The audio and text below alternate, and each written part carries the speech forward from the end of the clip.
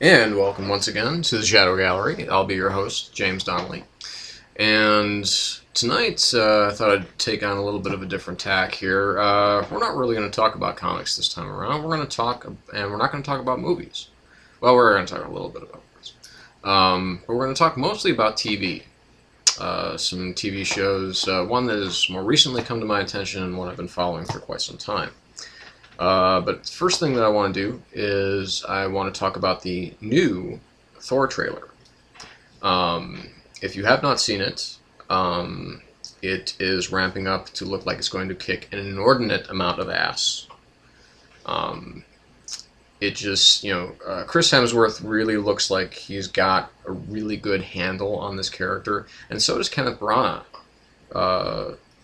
He really seems to have visually kind of captured what makes Thor really, really cool when it could be really, really cheesy and cheap and silly. It's a an Asgardian, a Norse god, wields a big hammer. You know, um, that could be done. It could look like Roger Corman's Fantastic Four film, or it could look like what we have seen from the footage. Um, the new trailer shows more interaction between Thor and the Jane Foster character, who is played by Natalie Portman, who is I think is contractually obligated to be in every film for the next like 2 years. Which is not that I mind, believe me. I like Natalie a lot. Black Swan, her performance in that, like I said, it blows my mind. It's the best performance that's been committed to film this year. And that's saying a lot because there have been some really good performances this year. But, you see a bit of Loki, actually kind of saying kind of what he wants to do. And, it's a lot of beefcakey, some beefcakey shots of Chris. And this one tends to focus, well, not focus, but it explores a lot more of the humor that's going to be in this film, because that's something that we haven't really seen up until this point. We saw a lot of, in the first trailer, we saw a lot of posturing and a lot of, and some action and, Thor kicking a lot of ass and so on and so forth. But this has some really funny moments in it. The taser moment is wonderfully funny, as is the gag with the coffee cup. That's awesome. That's so Thor. That's totally Thor. The whole kind of Facebook thing. That's a little too on the nose for this era. It's a joke that specifically belongs in this era. I tend to like my films to be somewhat timeless, as opposed to something that, okay, well, I'm referring to something specific. It's like if I think back to Batman Forever, for instance.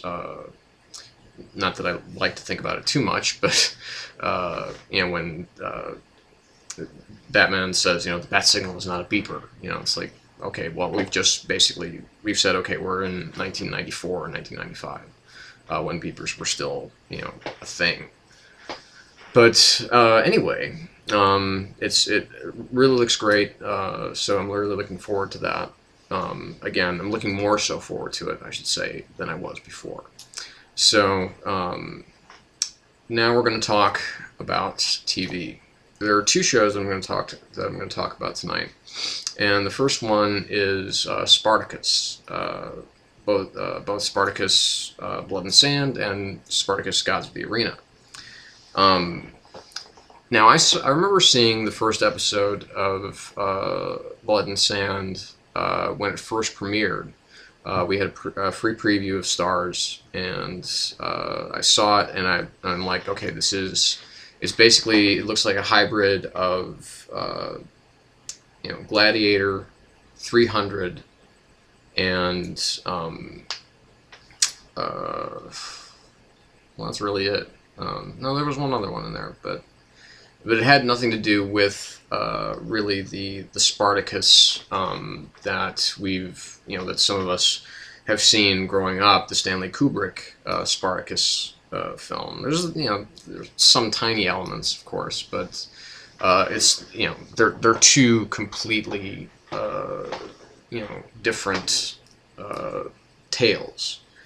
I liked, and I mean, the thing about Spartacus is that it's kind of like crack,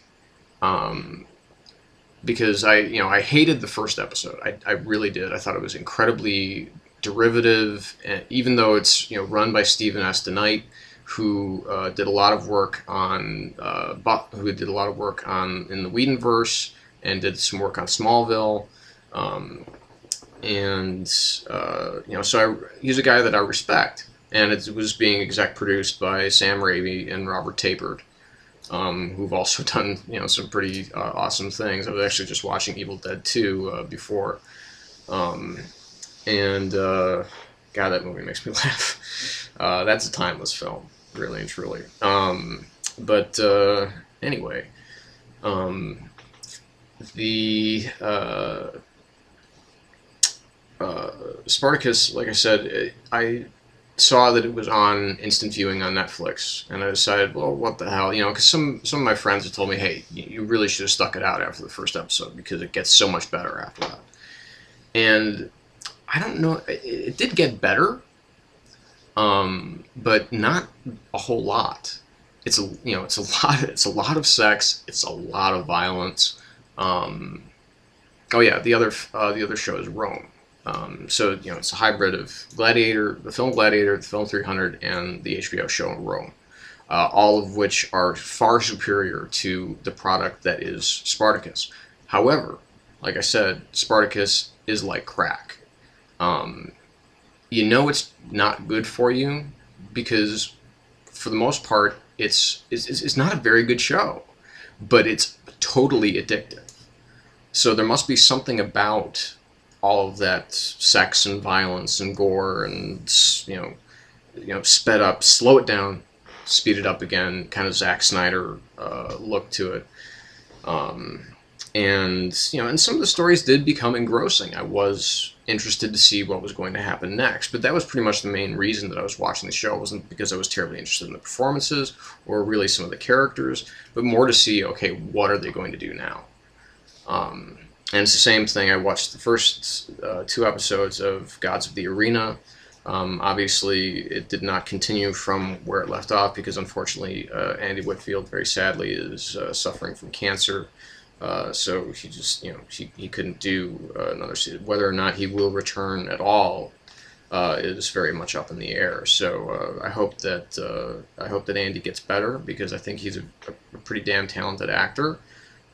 He also did a very small and very, very unseen film called Gabriel, which is, basically he's the Archangel Gabriel come to Earth. It's an unusual tale, unusual film, and it was pretty good. I enjoyed it. So check that out if you haven't yet. But again, Spartacus, both both incarnations of that show. Lucy Lawless naked, that's pretty cool. That's what that's kind of what I like about the show, is that it's just, like I said, I mean, it just, it's like, it tries to keep topping itself with more sex and more violence and more gore. And, so that in and of itself is interesting. And this season, they have different writing staff.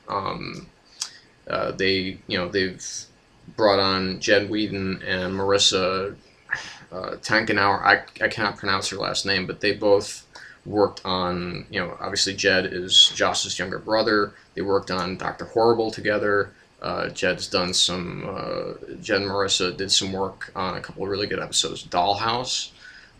So they know what they're doing. This season seems, this incarnation of the show seems to be a little bit stronger at Gods of the Arena. So we're going to be right back. We're going to talk about Smallville and its final season. So stay tuned.